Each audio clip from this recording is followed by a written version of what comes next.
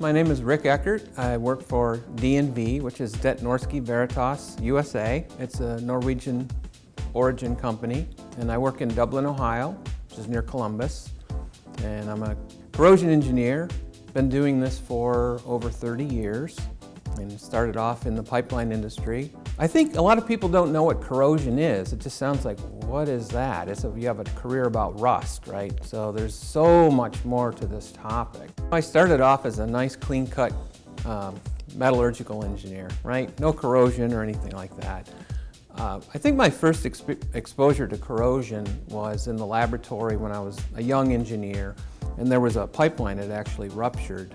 And one of the senior guru type engineers came in and was explaining what it was and what was the cause. And I just thought that was fascinating. How could you look at this and know all that information about how that degraded to the point where it actually had ruptured and caused the damage? So that was really fascinating to me. I hadn't really known that much about corrosion in the past. And that was my first tickler to kind of get interested in corrosion.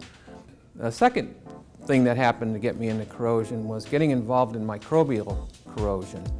Corrosion as a result of bacteria. It's not something everybody really thinks about, is microbes eating holes and things.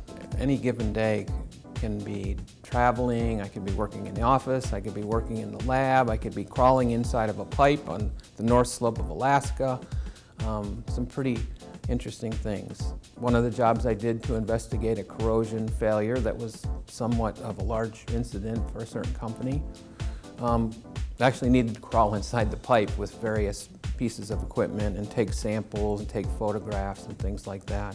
So they counted how many times I went in and out of the pipe to take samples, and I was completely suited up in a hazmat suit and sealed off with duct tape and all this stuff, crawling in and out of a pipe to take samples for corrosion investigation.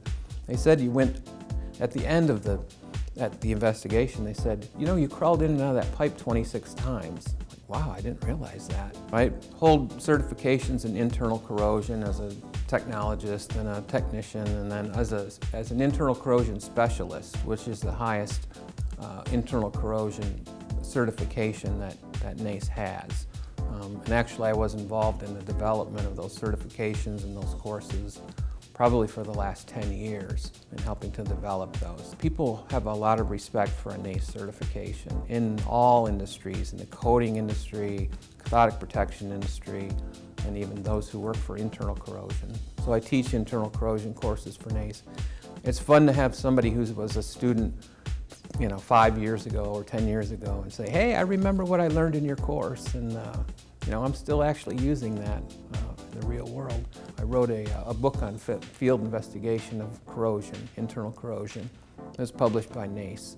The theme of the book that I wrote is about being a corrosion detective.